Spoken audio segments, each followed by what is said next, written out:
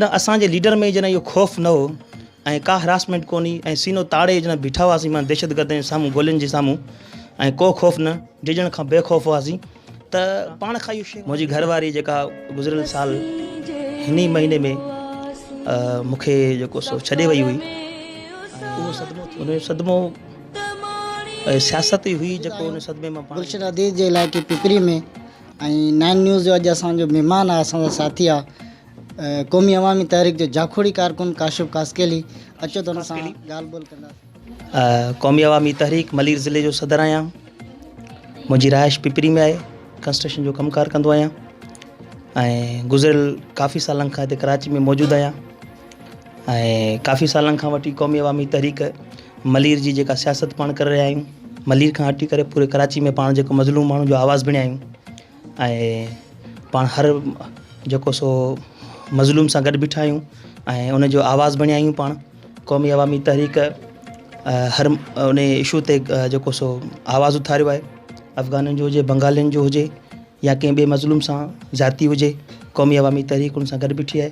पंहिंजे कारकुन असांखे इलाइक़े में जेको मज़लूम माण्हुनि जी ॾिसूं था ऐं ग़रीब माण्हू जो जेको आवाज़ केरु नथो बणिजे त पाण खे क़ौमी कारकुन सम्झी करे पाण खे अॻिते अचिणो थो पए।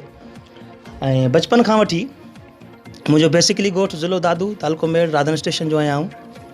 मुंहिंजो बाबा साईं जॾहिं नंढड़ा हूंदा हुआसीं बाबा असांजी तरबियत कई आहे। मुंहिंजो बाबा पाण कामरेड रहियो आहे ऐं जॾहिं ज़ुल्फ़कार भुट्टे जो टाइम हूंदो हो, पीपल्स पार्टी जो टाइम हूंदो, असांजा वॾा तव्हांजा वॾा सभु पीपल्स पार्टी में रहिया आहिनि। अॼोकी पीपल्स पार्टी कोन हुई, उहा पीपल्स पार्टी हुई, उन में रहिया आहिनि। उन खां पोइ वक़्तनि वक़्तनि पंहिंजे ज़िले में बाबा ऐं असांजा जेके ॻोठ जा वॾा उहे सियासत कंदा रहिया आहिनि। पाण खे उहो चस्को लॻल आहे सियासत जो ऐं पाण उहे शयूं नोट कंदा आयासीं। बचपन खां वठी हिकिड़ो इश्क़ हो त माण्हुनि सां गॾु बीहिजे, सियासत कजे। सियासत हिकिड़ो प्लेटफॉर्म आहे जंहिंसां माण्हू खे तब्दीलियूं आणे सघजनि थियूं, मथे अची सघे थो, माण्हू खे शऊर ॾेई सघिजे थो, तब्दीलियूं आणे सघजनि थियूं।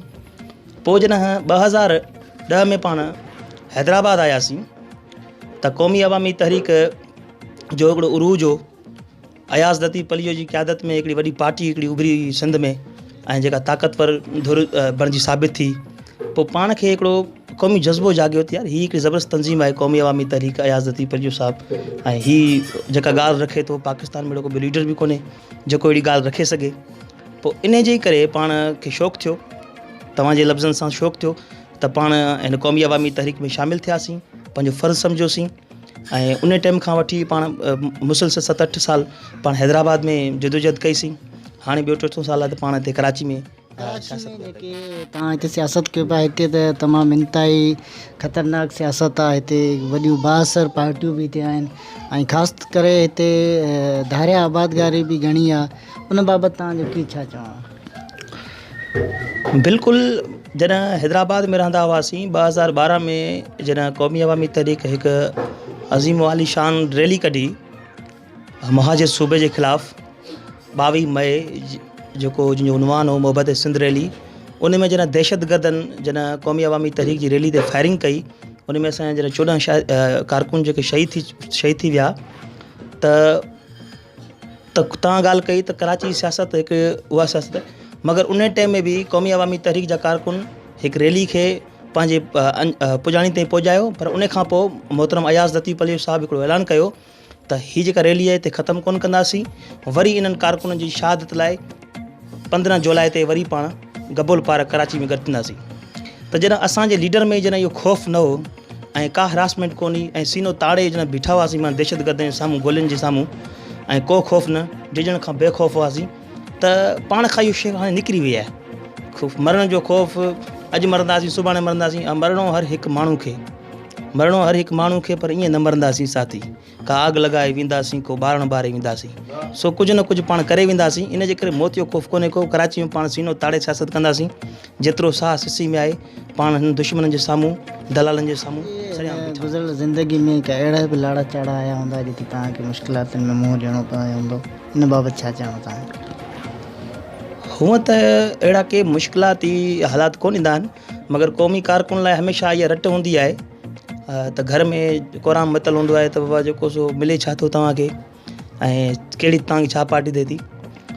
हा, हिकिड़ी तकलीफ़ थी आहे। मुंहिंजी हमसफ़र आहे, मुंहिंजी घरवारी जेका गुज़िरियल साल हिन ई महीने में मूंखे जेको सो छॾे वई हुई, उहो सदमो थियो ऐं उन जो सदमो सियासत ई हुई जेको उन सदमे मां पाण खे कढी सघी। ऐं उहो सदमो विसारण जहिड़ो बि कोन्हे।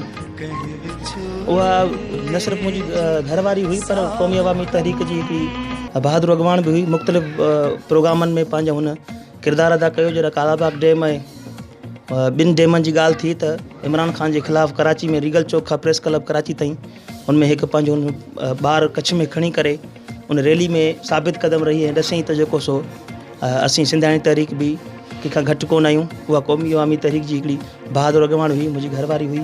इहो सदमो रसियो आहे, हिकिड़ी मुश्किलातूं थियनि थियूं, मगर हिकिड़ी इहा बि शइ आहे त हीअ पार्टी आहे क़ौमी अवामी तहरीक, हिकिड़ो उहो दस ॾिए थी उन मुश्किलातुनि खां निकिरण जो हिकिड़ो राह ॾिसे थी। ऐं पाण माण्हुनि जो जेको जंहिंमें मजबूरी ॾिसूं था, गुरबत में ॾिसूं था, परेशानियुनि में ॾिसूं था, त वरी पोइ पाण वरी सभु दुनिया जा उहे ग़म जेके आहिनि सभु असांजा ग़म थी था वञनि। इन करे उन सभिनी ग़मनि खे पंहिंजो सम्झंदे माण्हुनि जी जेको हिते सिंध नौजवान जे लाइ तव्हांजो कहिड़ो पैगाम आहे?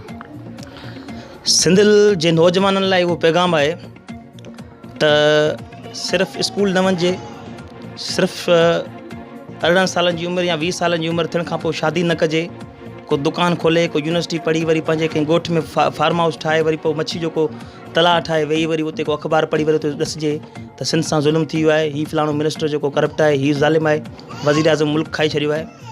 उन सिंध जे नौजवान पर के हिन पूरे पाकिस्तान जे नौजवाननि खे उथी खड़ो थियणु खपे, क़ौमी तहरीकुनि में शामिलु थियणु खपे, एतिजाजी ज़रिए पंहिंजे हक़ वठी सघजनि था। पाकिस्तान हिकिड़ो वाहिद मुल्क आहे जिथे पंहिंजे हक़ वठण लाइ एतिजाज करिणो पवंदो आहे, हुकुमरान खे कन में ॾिसणो पवंदो आहे। इन लाइ उन शइ लाइ तयारु नौजवान हुजणु खपे।